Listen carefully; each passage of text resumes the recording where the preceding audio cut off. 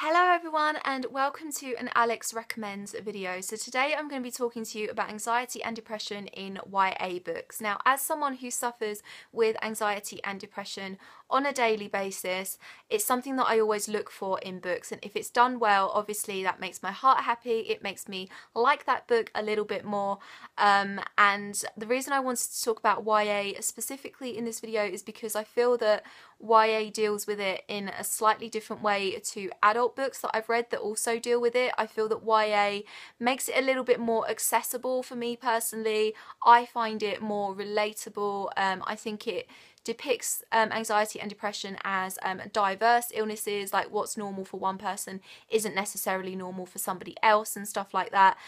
But having said that, I have read a couple of adult books that deal with anxiety and depression that I have fully related to as well, so I may well do another video about adult books that deal with anxiety and depression that I've also really enjoyed. So I'm not going to go too much into the plots of each of these books. I'm just going to tell you how anxiety, depression or other mental health disorders come into play, and hopefully you will want to pick them up based on that. So the first one I'm going to talk to you about is Beautiful Broken Things by Sarah Barnard. I read this at the start of last year, I think, and I really enjoyed it. It deals with depression and self-esteem issues, and basically how that manifests in totally different ways amongst different people. So in this case, our depression sufferer is getting into trouble and blocking things out with alcohol and substances and things like that.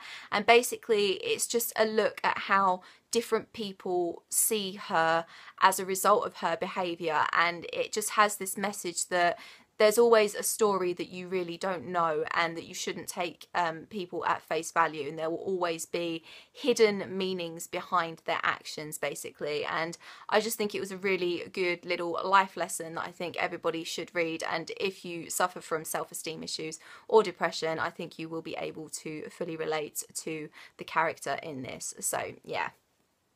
Another book that I'm going to recommend to you is Finding Audrey by Sophie Kinsella.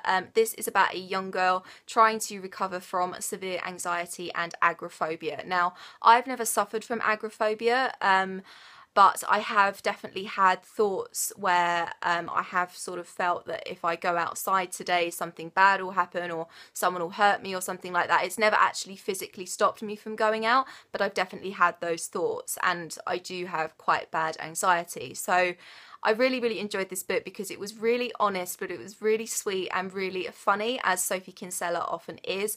And it was just a really lovely, uplifting story about how help is out there and you can recover, and basically it possibly just takes the right person to come into your life and just help you to open up and help you to see the beautiful person that you are inside. So yeah, I would definitely recommend this if you are suffering from agoraphobia or severe anxiety. I also want to talk about My Heart and Other Black Holes by Jasmine Warger. Now, this deals with depression and feeling suicidal, and I think I can honestly say that it is the most honest, accurate depiction of what it's like to be suicidal. It just captures the hopelessness and the loneliness that you feel in that frame of mind. And again, it's just a story of how help is out there, and that it possibly just takes talking to somebody who understands that pain and who understands that train of thought and doesn't think you're crazy, and just being understood. So yeah, I would definitely recommend this if you are ever feeling anything like that. I also want to talk about The Perks of Being a Wallflower by Stephen Chbosky. Now, this is one of the most impactful books I think I've ever read. Our main character Charlie does have some really bad stuff in his past, and I'm not going to say that that possibly triggered his depression or his self-esteem issues, but the way that he deals with what happened to him and his realization of exactly what happened to him, as well as all of the confusing normal teenage feelings that he is having around his friends and his classmates, about sex and drugs and all of that kind of stuff. The way that he deals with it is so beautiful. I mean, this is a beautifully written book anyway, but the way that he deals with it and the way that he comes out of himself is just so inspirational. So I would definitely recommend this to anyone suffering from a depression or self-esteem issues, definitely. I also want to talk about The Loneliest Girl in the Universe by Lauren James, and I read this very recently, as you will probably know, and our main character in this is suffering with anxiety and feelings of isolation, and the way that she talks about it was just so relatable. I mean, she stresses about the most trivial things, but obviously I can totally relate to that because that's what every anxious person in the world does. And she was just a really lovely, anxious character who ultimately overcomes everything by herself, and that she already has everything in her, and she learns that she already has everything in her to go on to overcome her anxiety and become the awesome person that she is at the end of this book. So yeah.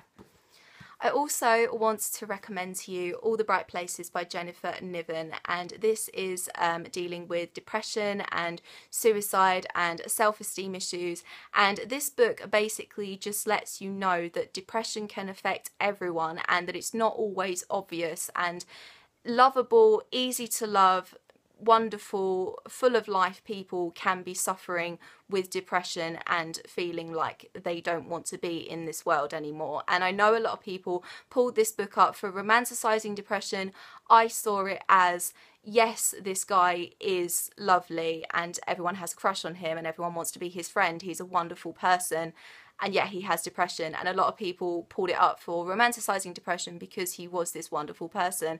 I would say that no, that's very realistic. The best people in the world can be suffering with the worst things inside, and yeah, I would definitely recommend it. It's a beautiful, heartbreaking story, but I think everyone who suffers from depression will definitely relate to Finch in this book on some level. And the last book I want to talk to you about is kind of a funny story by Ned Vizzini, and this is just a wonderful look at depression and self-esteem issues and feeling suicidal, and it's a very honest and open account of recovery within a mental health hospital. The author Ned Vizzini was himself inside a mental health hospital for some portion of his life. Unfortunately, he did lose his battle with depression and he did commit suicide a couple of years ago, which is incredibly sad.